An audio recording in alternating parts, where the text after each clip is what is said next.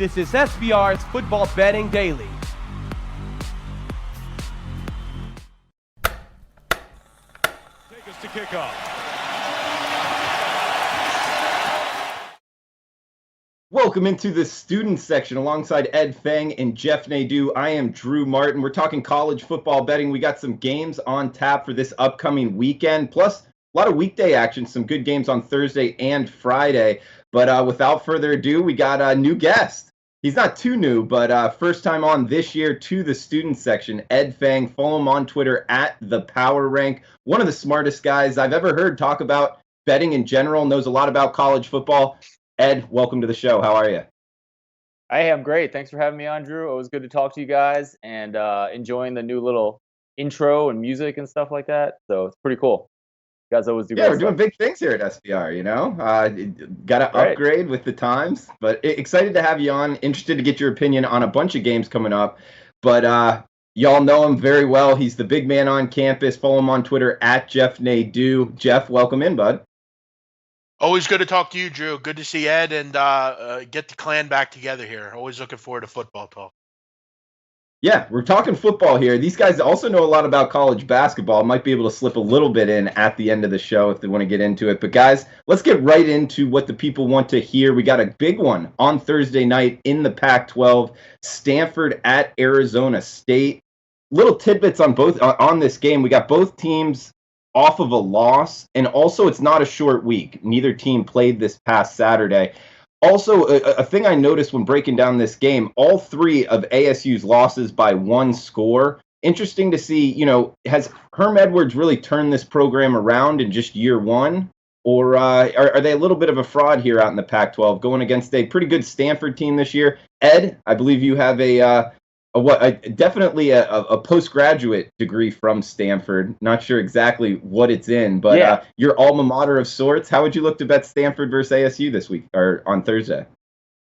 Yeah, Stanford has coming off a couple rough games. They had no right winning the game at Oregon. Really played terribly at Notre Dame. KJ Costello forgot who he was against Utah. So it's been a rough patch for them. I think that usually means that the markets are gonna fall a little bit too far away from them. I'm not yet a believer in Arizona State with Herm Edwards and what he's doing in that program. Obviously, they got a nice win against Michigan State, but then it was a pretty perfect spot to take San Diego State the week after. So I think you're seeing a lot of market indecision about both these teams. My numbers I think Stanford's a 2-point favorite right now. My numbers have a couple more than that, 3-4 points there. I definitely lean towards Stanford in this game. I think KJ Costello gets back on it. Obviously, it'd be great if they had Bryce Love as well. He's hurt. But what I've seen from Stanford this year, like other teams are just stacking the box to stop Bryce Love, which makes a lot of sense. So KJ Costello has to play well. I think he can. I don't think we're going to see the same Costello that came out in that Utah game. I would definitely lean towards Stanford on the side, even though they're on the road. Yeah, and it mostly opened at 2. It's been bought up to 2.5, so you and the market are in agreement here. We got 51.5 the total in this game.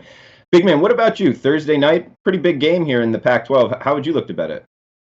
Yeah, I think before we get into it, I think it's important to discuss the bad decision by Bryce Love to stay another year. I would have left Stanford if I was him.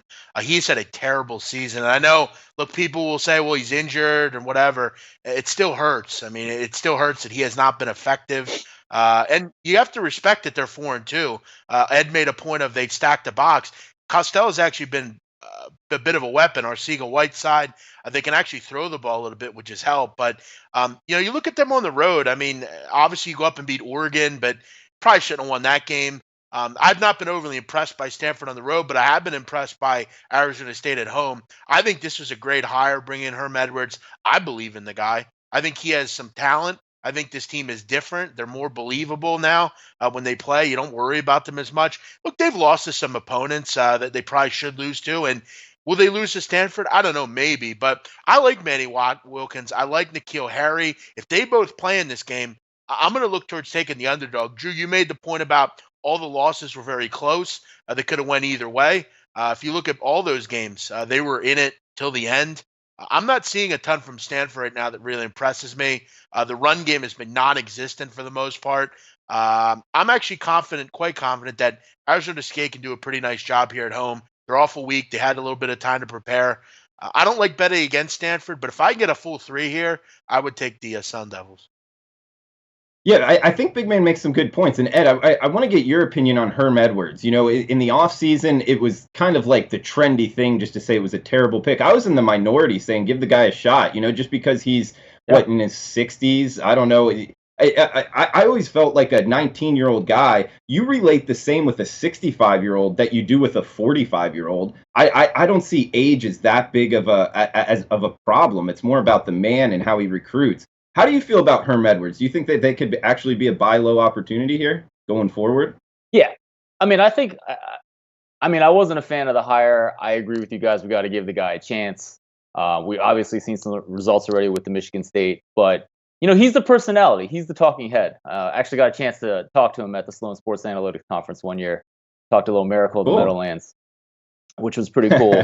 The guy's all personality. I don't think he's drawing up X's and O's and game planning with, you know, the top elite coaches by any means, but his job is to motivate, his job is to recruit and to hire good assistant coaches, good coordinators. So, yeah, I mean, obviously the jury is always going to still be out after 6 games. Interested. We should talk about Scott Frost a little bit later in the show too, but it's never, you can't make a decision after that long. I think the great thing about, and what Ed said about, you know, I think nowadays, Drew, you go in and get the right coordinators, you can do quite fine. I mean, it's all about how do you get kids to commit to you? How do you get the parents to commit to you? And you look at the landscape in college football and college basketball. Kids want to make sure they feel good, they feel safe, and so do parents. A lot of these kids have to, you know, they go into these households. I mean, who would you rather have, leading your son?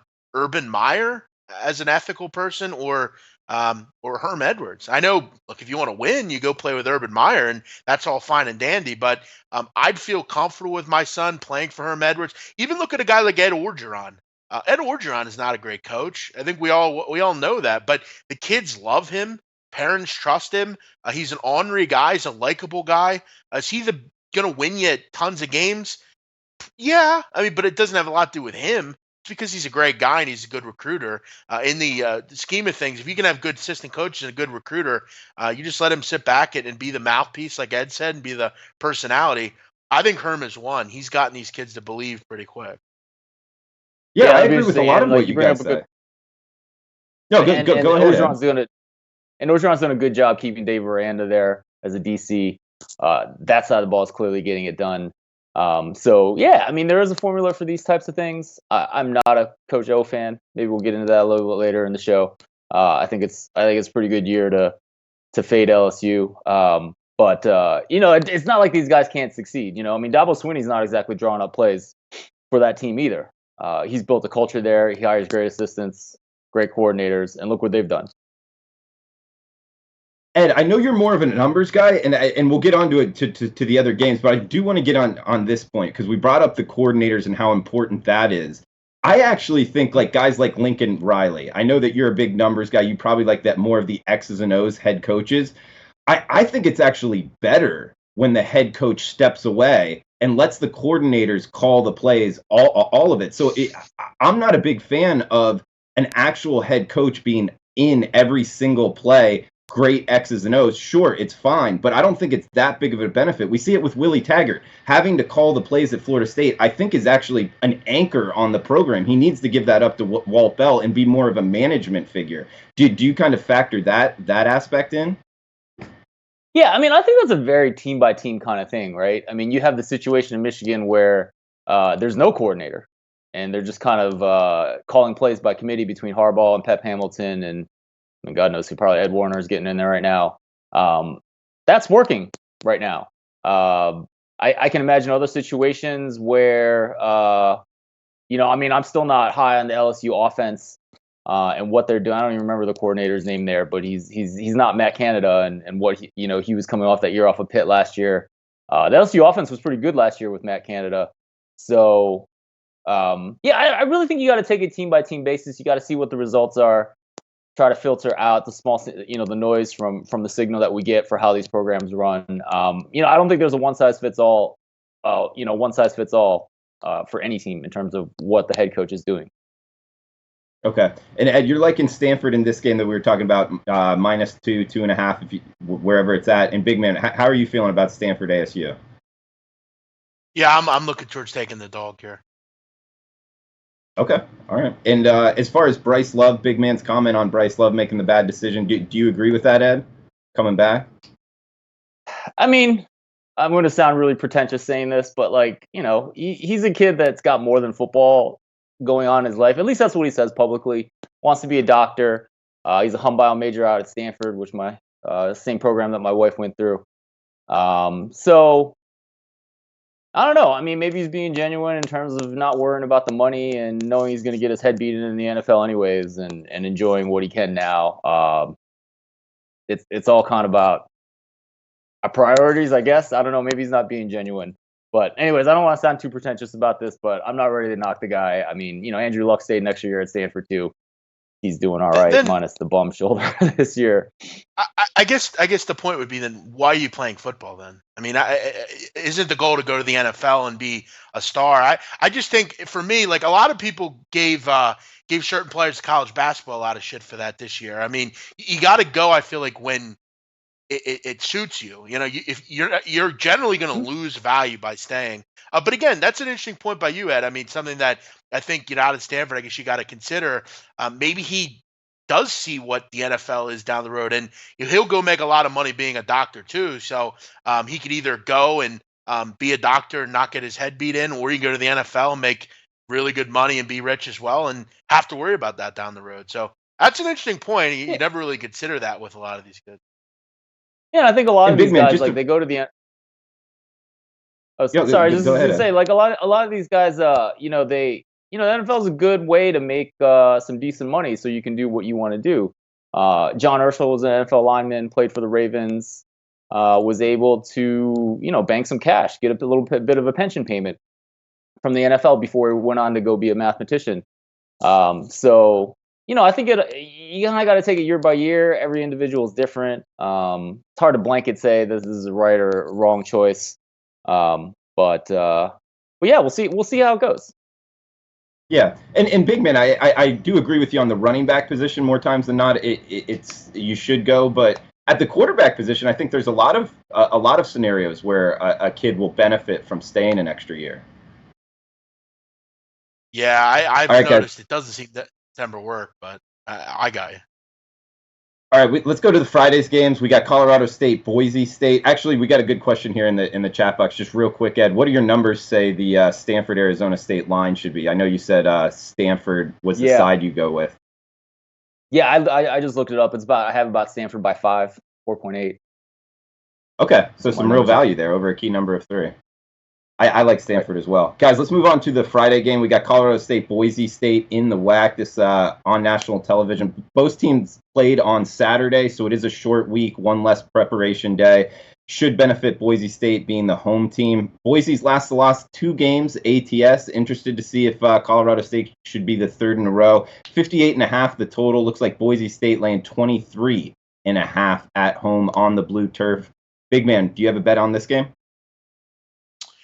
Yeah, I would look towards the dog here. I'm not really interested right now in laying a big number with Boise. I think it's been kind of clear lately that this team isn't really capable of laying big numbers. You put out their 2 games early in the year when they beat up on Troy, which first game of the season. UConn. I mean, anybody should beat UConn 62-7. But you look at their last 2 wins. I mean, they weren't by huge margins, and this is a team in Colorado State that's never out of a game. They're always going to throw the football. They have a pretty capable quarterback. They've been alive in certain games this year against better competition. I just look at Brett Rippon right now, and he hasn't been as sharp.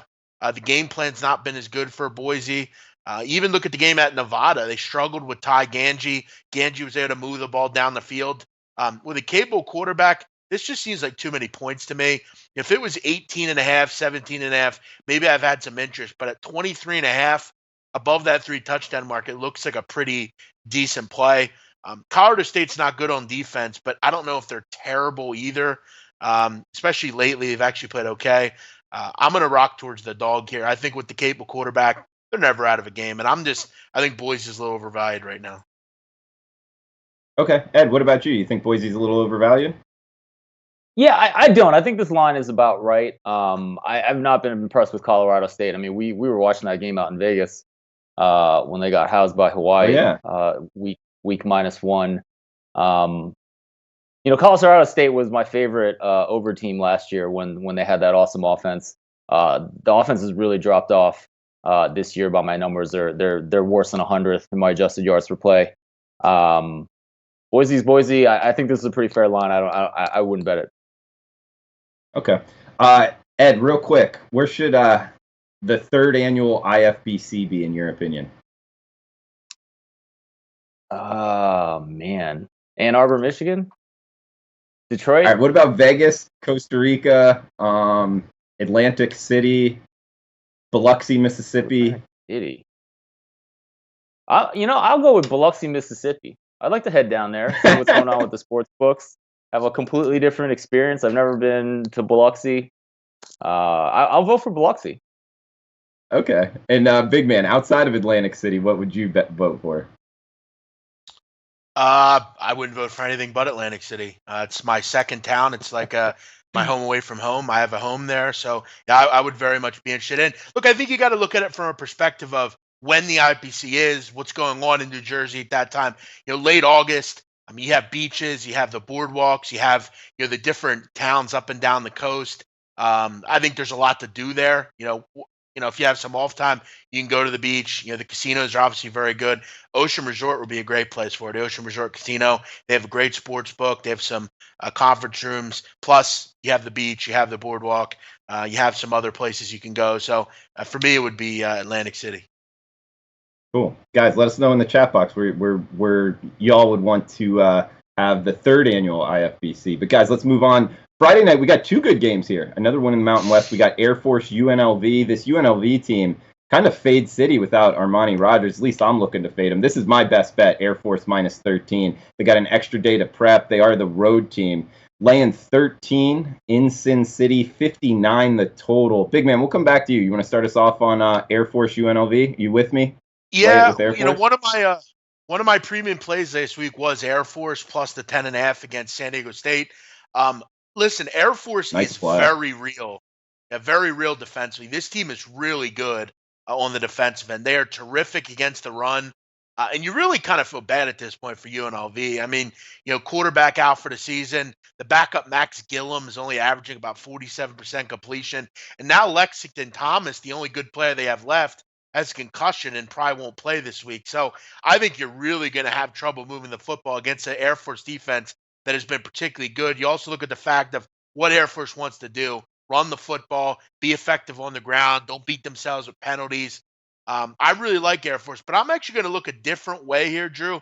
You look at the last 2 weeks without our friend Armani Rogers.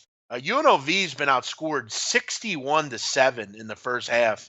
I'm looking at the first half here. I think Air Force jumps on them early. I think they control the clock. I expect the line to probably be, around 8 probably. I think they'll be up by double digits at half, but I do like your full game play as well. UNLV are very poor, and I don't think they're going to be very effective on offense against a very stout Falcon defense.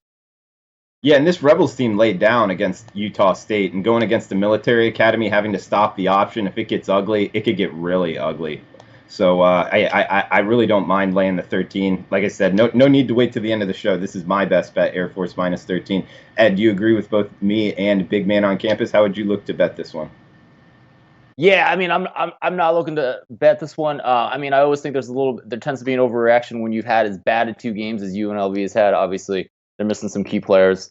I mean, I would just, if it does get to be a close game, you always worry about Air Force scoring enough points with that triple option. That clock keeps running, just getting enough possessions to be able to cover a number like that. But just things I would think about. Okay, and coming back, because you do bring up the good point. I mean, overreaction. But one of the losses was at home. One of the losses was away. I would be more scared if both losses were away and they were coming back home. Also, just 2 weeks ago against New Mexico. I know it's not the same type of offense, although it is assignment football going against the option type offense. So, and they got blasted as 9-point favorites. They lost 50-14. So a couple more reasons why I like Air Force. But guys, let's keep moving down the card. We got Saturday up in your neck of the woods, Ed. How far is it East Lansing from Ann Arbor? About an hour. Easy drive. Okay, only an hour away. Game for the team. Yep. All right, good stuff. We got 3-3-1, 3-3-2. Michigan versus Michigan State. Big brother, little brother here. Looks like Michigan laying 7.45 the total. Ed, what do you got up here in East Lansing on Saturday? Yeah, I mean, it's going to be a heck of a game. I mean, I think this Michigan team is good. There's a lot of questions coming in about the offensive line. They're not great, but they're not terrible like they were last year. They've been able to protect the quarterback. I think Shea Patterson's the real deal. That line got up to 10 last week against Wisconsin. I thought that was pretty fair. I think this line may move up a little bit. And I still have my questions about Michigan State. I mean, obviously, I live here in Ann Arbor, so I'll take this with a grain of salt. But I still think there's questions on both sides of the ball there. So the odds are that Michigan gets it done. I think 7's probably a fair number. My number's a little bit lower than that. So I don't necessarily like either side. But yeah, this Michigan team is good. I've seen every single one of their plays this year, and I think they're out for revenge after what happened in some of these games last year. Yeah, I mean, they have the resume, which has been a profitable resume. I mean, just kind of from a glimpse view, as far as losing your first game on national television and then going on a little run here. A lot of times those can be money makers. Big man, what about you? How would you look to bet Michigan State? Yeah, I actually also had Michigan as well this week, and I really like that side. As far as in this game, though, Ed makes the point it's only about an hour away, but it is a road game. And look, Michigan just isn't the same team on the road. And that's kind of my problem with this group right now. There's no coincidence that in both their road games, one they did win, but they played terribly in it, and the other one they lost. First game of the season, I kind of take something out. We obviously know Notre Dame's a pretty good team. I think Michigan, though, eye on the prize. They're taking care of business when they need to. I'll tell you where I'm looking at this game, Drew. I'm kind of looking at a sneaky over in this game. I think the number will come out around 44.5, 45. I think it could be a sneaky over, frankly. I think Michigan, it was an effectiveness running the ball. I don't know how effective, though, it'll be this week. Michigan State, very good against the run. Both these teams are very good against the run.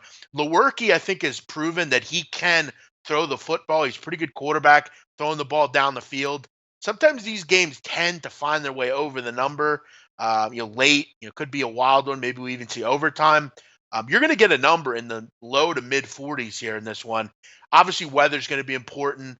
I wonder, will Rashawn Gary play? That'll be obviously a big help for Michigan getting him back. But I think Michigan will win. I think it'll be a game that may find its way over the number. You have two quarterbacks that can sling it around, two pretty good run offenses. Might be a little bit more prone to throw the football late in this game. I might look towards an over in this game if I get the right number and the right weather.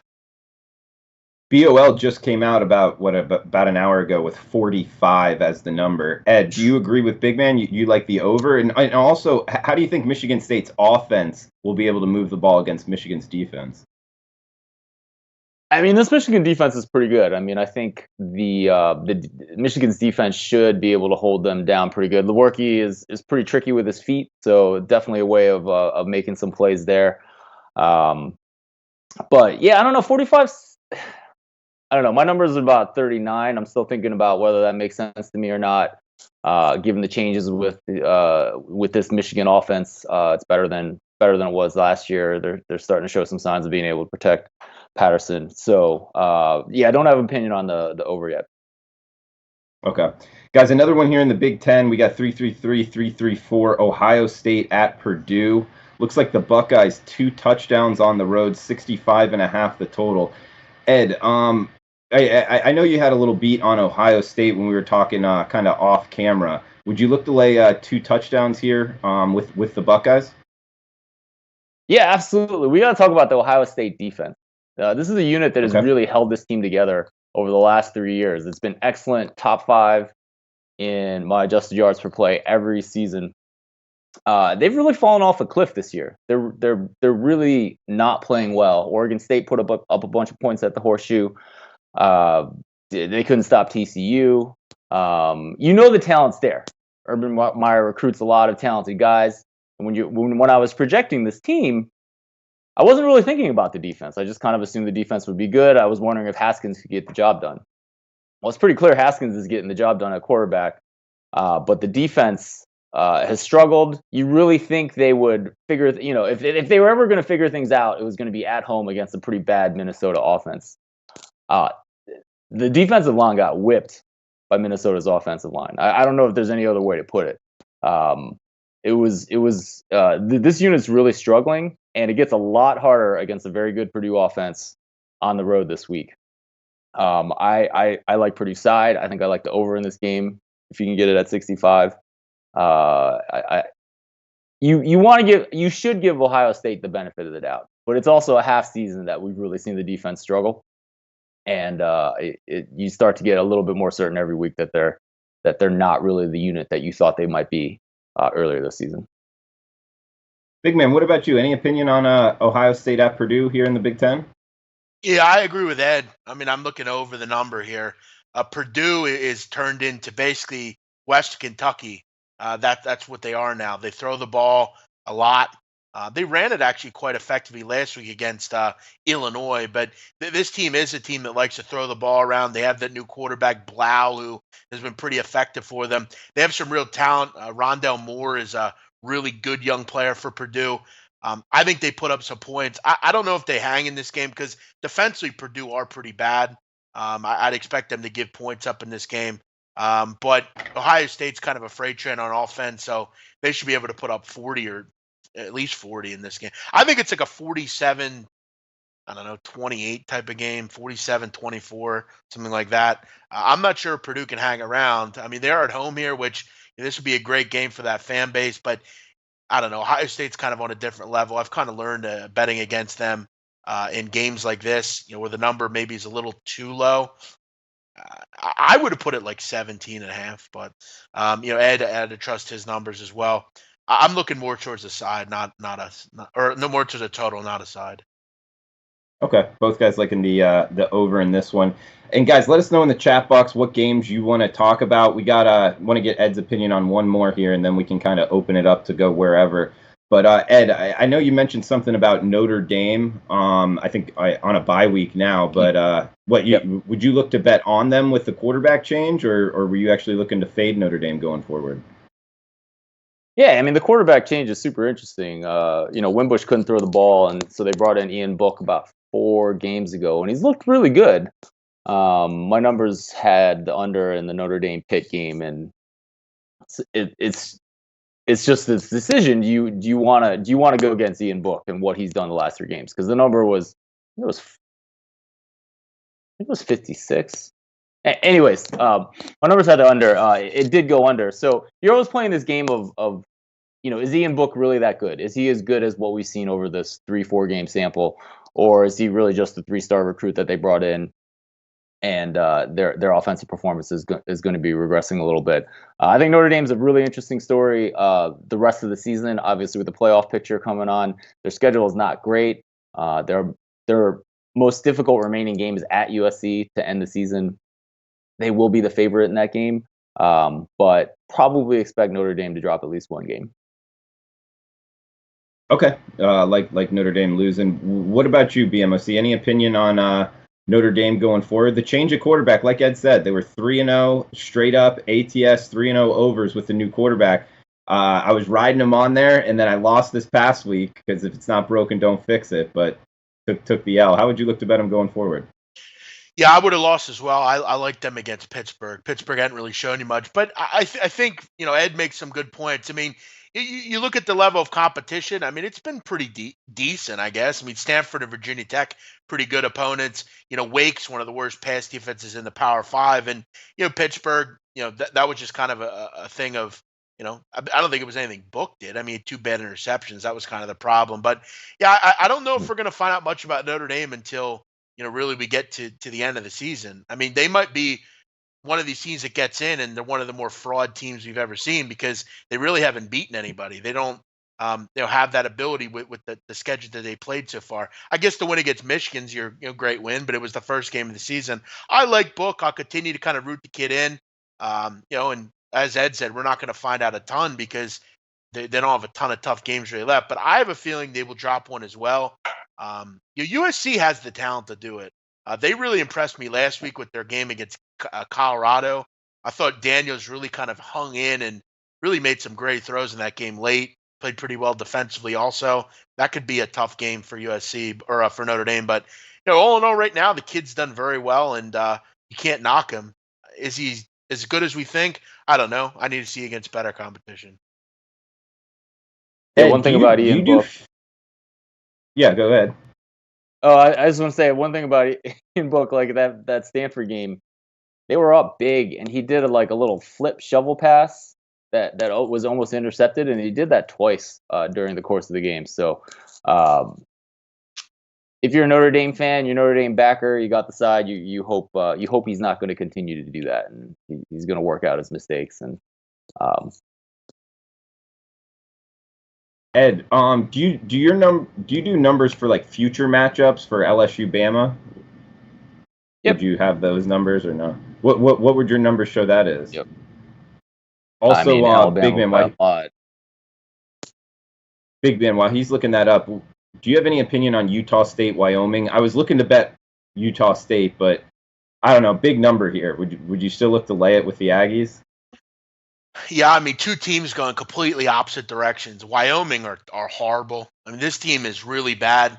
I think people kind of annoyed at them. Maybe they're a pretty good defensive team, but they're really not. I mean, they've really struggled to get stops, and offensively, they're really poor. The quarterback play's not been good at all. The freshman there, really other than this kid Evans, they have. They just really haven't been very good. I mean, they can't move the ball. If you're wanting to step in front of Utah State, good luck. This team has been perfect against the number, covering all 6 games this season. They're averaging over 51 points a game. I mean, you look at these score lines. I mean, they're unbelievable. I mean, last 5 games, 60, 73, 42, 45, and 59. You're putting up a lot of points against. I mean, you put up 42 against Air Force, 45 against Brigham Young. This is a pretty real offense, and these are about the teams that are polar opposite offensively. You have one of the best offenses in the country against seemingly one of the worst. It is a tough trip up to Laramie, always, but I don't know. I don't have a lot of really reasoning to think Wyoming would be anywhere close in this game. And also keep in mind, Utah State is one of the top 10, home fields as far as altitude goes as well. So the travel will be tough, but the altitude probably won't hurt them as much as other teams. Ed, what about the LSU Alabama line? Did you have a chance to find it? Yeah, right now I have Alabama by about 11.6 on the road. That usually means the market will come out about 14, somewhere between 14 and 17 points.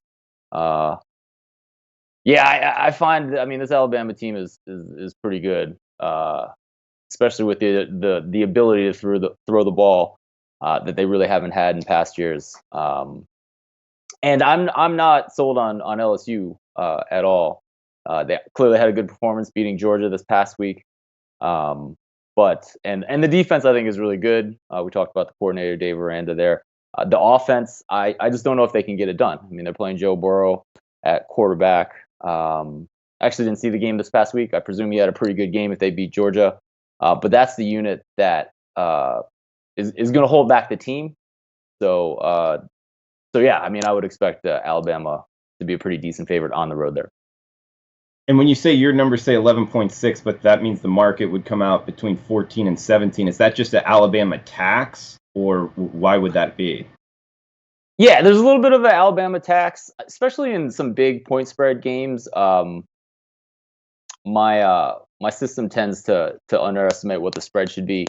Something I'm going to be working on in the offseason to try to fix it. But essentially, I think one of the reasons is, like, if you're a big favorite, you tend to be up in the second half. The other team's throwing the ball. You have a higher propensity to get turnovers, which are going to affect and kick the point spread a little bit higher, or what should be the fair point spread in that game. So if you think about it, like, if you're trying to use the same ranking system to get Alabama versus Clemson right, but compared to Alabama versus like an FBA.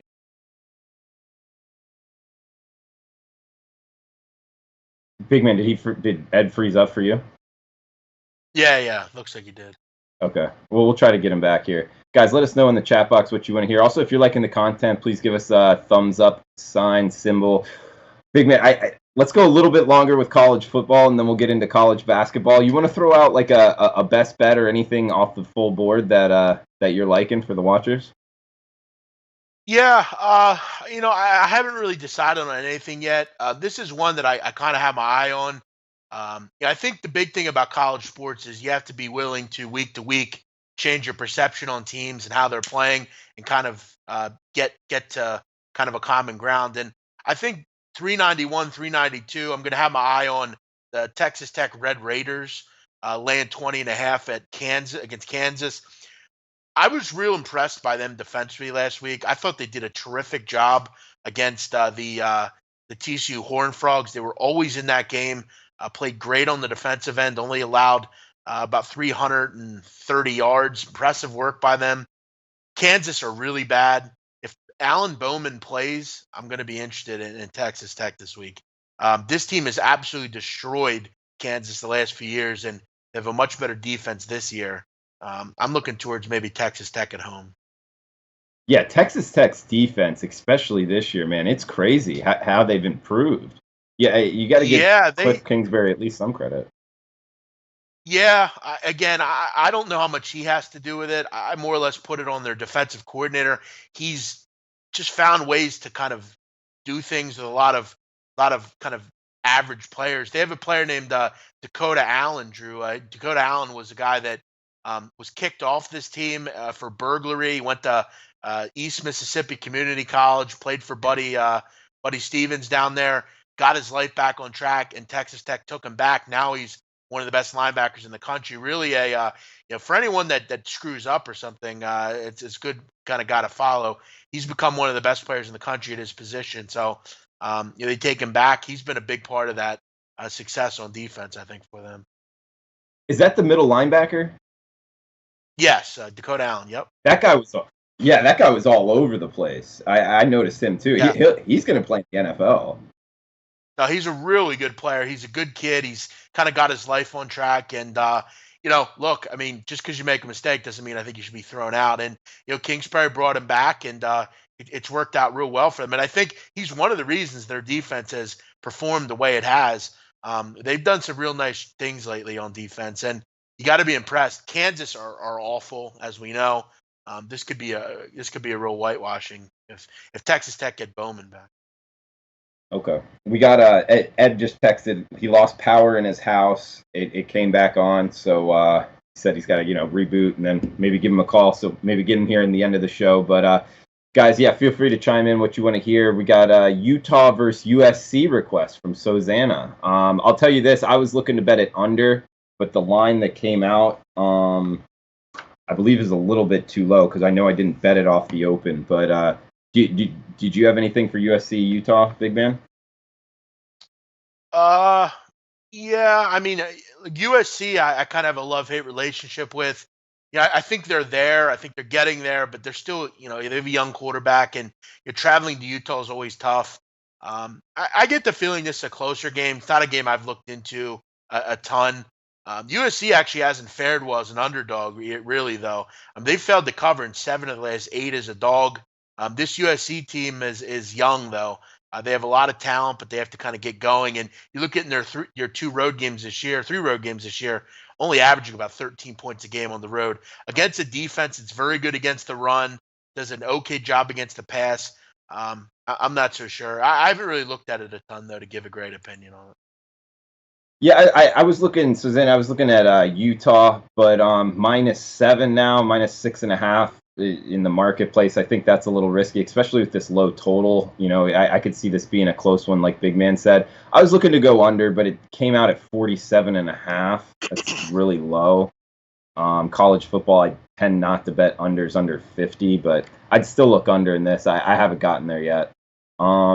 Anything else you want to throw out on the college football board, Big Man? No, not yet. I think Wednesday and obviously later in the week we'll have a better indication on it. But Monday always good to kind of just recalibrate and look at the new line. What'd you think of UCF Memphis? I thought it was a nice win for Memphis. They came back in the game, had to obviously rally.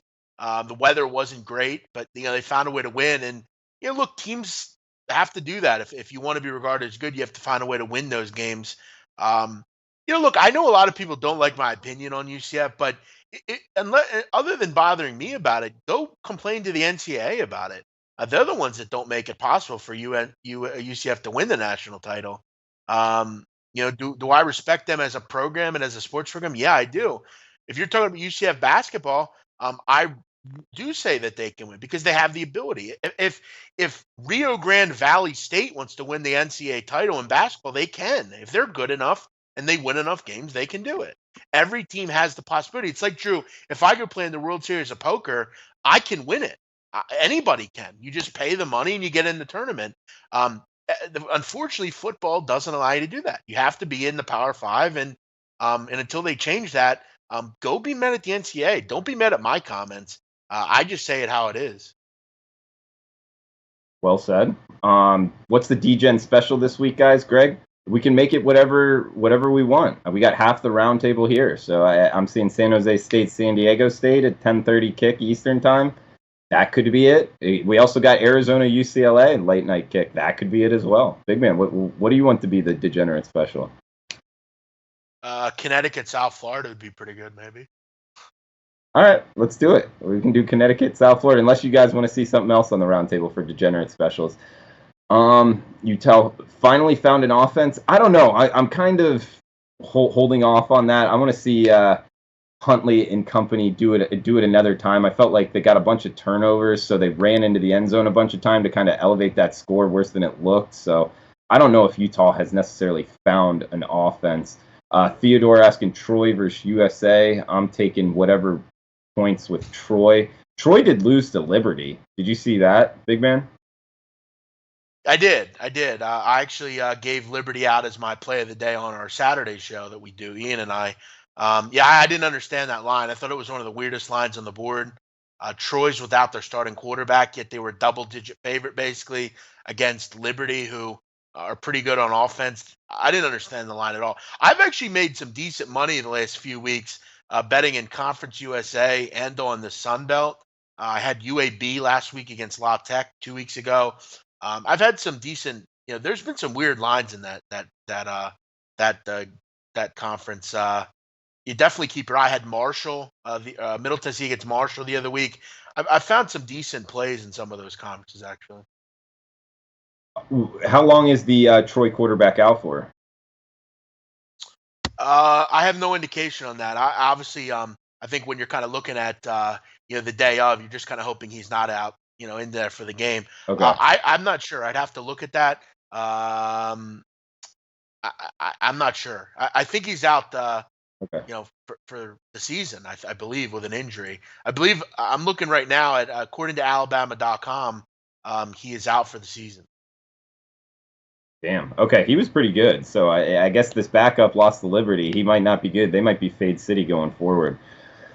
We also got Elio asking about Auburn versus Ole Miss. My opinion on Auburn is if you're looking to bet on them, I would tell you to hold off. It's like investing in the stock market. Don't try to grab a falling knife. Let's see them rebound for a game and then catch that, offense after a good game. That's how I would look to bet Auburn. Big man, do you have any opinion on War Eagle?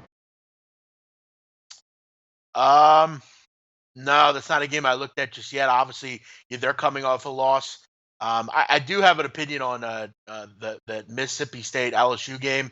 I'm going to be taking Mississippi State in this game. I agree with Ed. I'm not a believer in LSU either.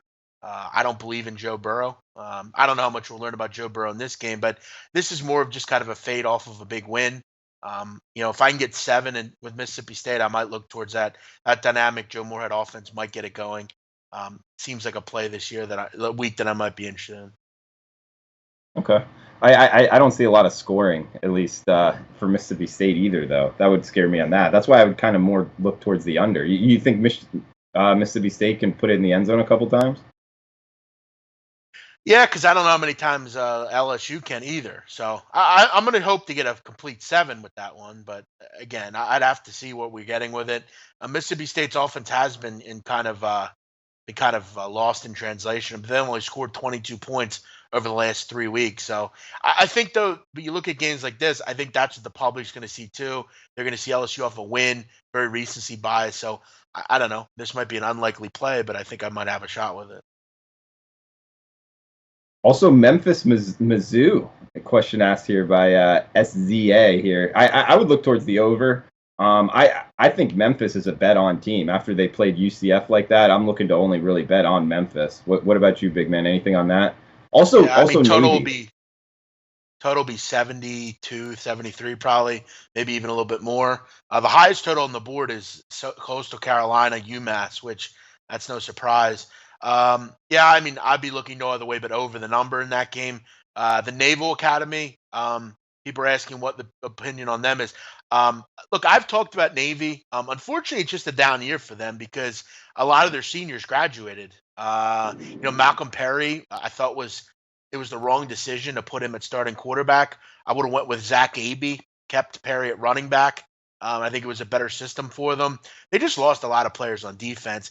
When you lose the caliber of leader that those kids are on seniors on Navy on defense, it's hard to replicate what you've had in years past. They're not only team leaders, but they're off the field leaders as well. These are people that are going to be high end military people over the next 5 years. So you lose players like that, you're going to have down years at Navy. They don't recruit like other schools do. They don't get the same recruits. And I think that's one of the reasons they haven't played as well. Navy will be fine. I think for them at this point, it's getting maybe eligible to win that Commander in Chief trophy or something like that. They're going to have down years at one point. Ed Fang, he's back. Sorry, guys, the power went out in my home, and that was a struggle getting the internet back. Apologize. Hey, welcome back. We really only have about 5 minutes left. I was actually just about to transition into college basketball with Big Man on campus, but do you have any, I guess, closing thoughts on betting college football this weekend, Ed? Yeah, I mean, I guess I'll just throw out there. I mean, I'm looking at this this USC plus 6.5 at Utah. I think I'm not a huge fan of Clay Helton either, but I think there's some value in this team. Their numbers have kind of stood up even through some losses at Texas, a couple other games as well. So yeah, this is just another team looking for some value. Like last week against Colorado, I think they were 7-point favorite and covered that. Okay, yeah, we had a couple questions about that game, Utah USC. I said I was looking towards the under. However, this number came out really low, under 50, I believe 47.5 right now. I still like it under. I haven't gotten there yet. Do you have any opinion on the total? Yeah, let me take a look. I mean, USC just doesn't push it, Ed. With a freshman quarterback, right. They run the ball a lot. They got that big offensive line. I could see him just kind of holding on to the ball. Yeah, I mean, Utah my number's on the other about, side. Yeah, my number's at 48. What were we say it was at? I'm seeing 47.5, so probably not a lot of value there. Yeah, so it's about 47. Yeah. Well, the number doesn't suggest that there's value. It doesn't mean that there isn't. But that's just your objective baseline of which to go off of, Drew. Cool, man. Anything else you want to throw out to the listeners, man? That was kind of my list. Nebraska's been a fascinating team. Obviously 0-6.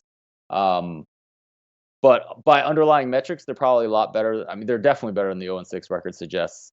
So definitely another team that I'm looking to back in the coming weeks. I don't think that team is giving up by any means.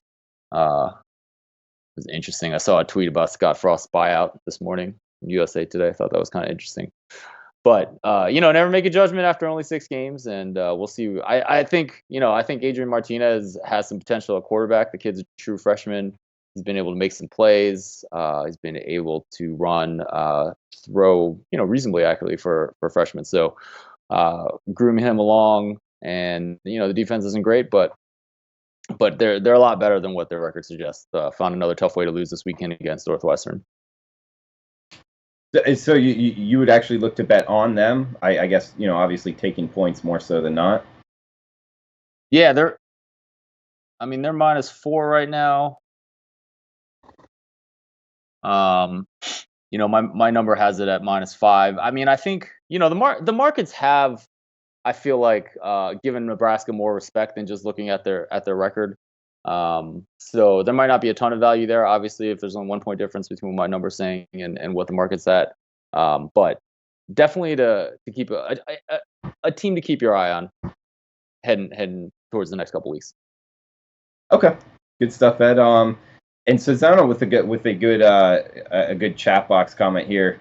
CFB teams coming off a bye: Clemson, Oklahoma, Stanford, Mississippi State, Florida State, FAU, NC State, Arkansas State, App State, Kentucky, and Washington State. Those teams I would recommend looking to bet on more so than not. Big man, thank you for holding your tongue here for college basketball talk. We don't have much time, man, but I could tell you're chomping at the bit. What did you want to throw out college basketball betting wise?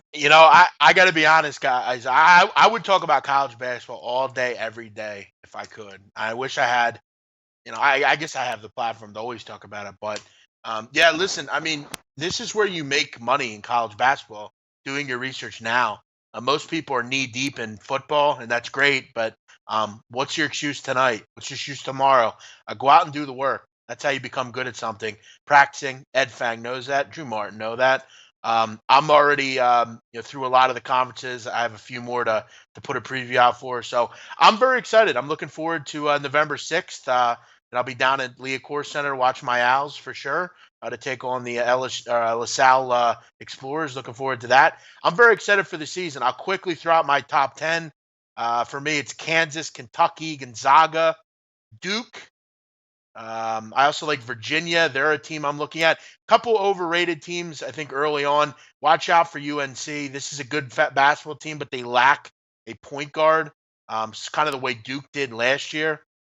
Virginia, very much a bet on for me. I have them at 15-1 to win the title. Nevada, a bit overvalued to me. Those prices on the Wolfpack are ridiculous.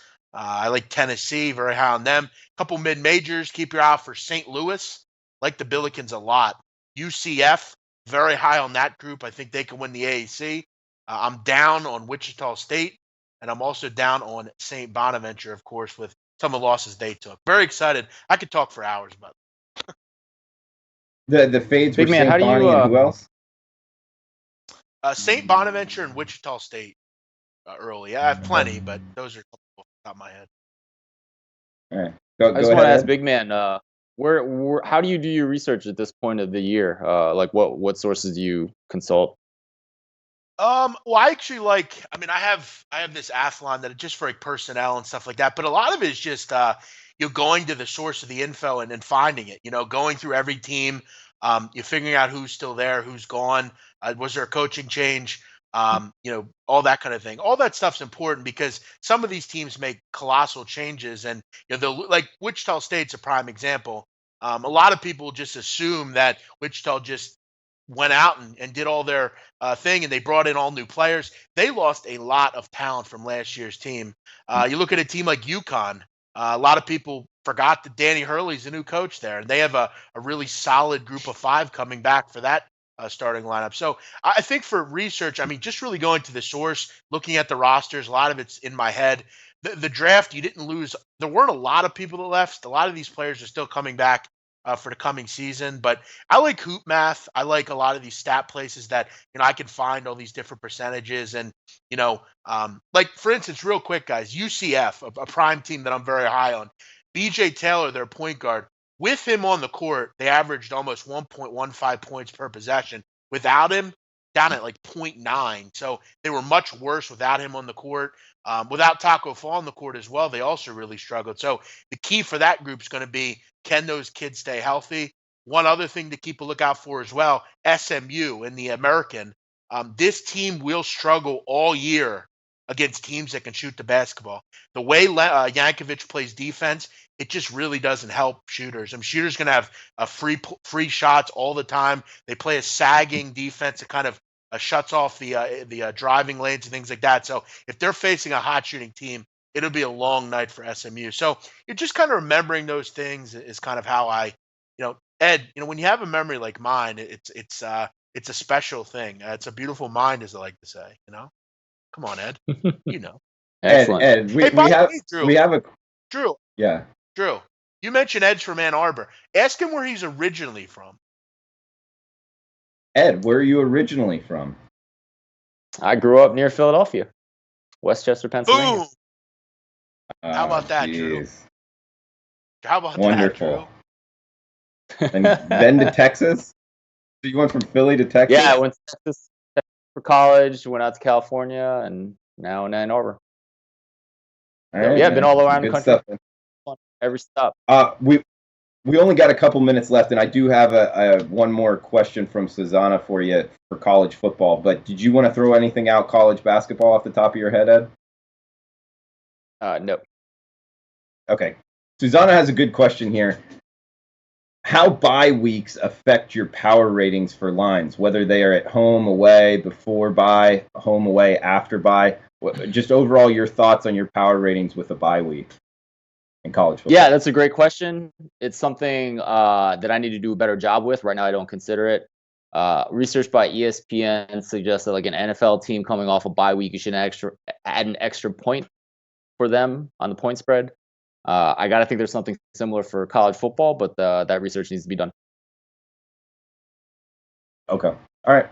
Good stuff, Ed. Guys, can we throw out a best bet from each of you? Mine's Air Force -13 for the show over UNLV. I think UNLV is fade city until further notice. Air Force -13 for me. Big man, do you have a best bet across the whole board? Yeah, I'll go to the same game. I'll go Air Force first half. I think whatever the opener is fine by me. UNLV has just been horrendous in the first half. I don't care that they're at home. I think Air Force control them the entire game. So I'll double up and go first half. You go full game. First half, and that's not a. Do you know what book opens halves? Is it Chris or Bet Online? I would say Bet Online. They're usually the first originator. So yeah, I would say I'll probably Bet Online. I would think it'd probably be like 7.5, probably.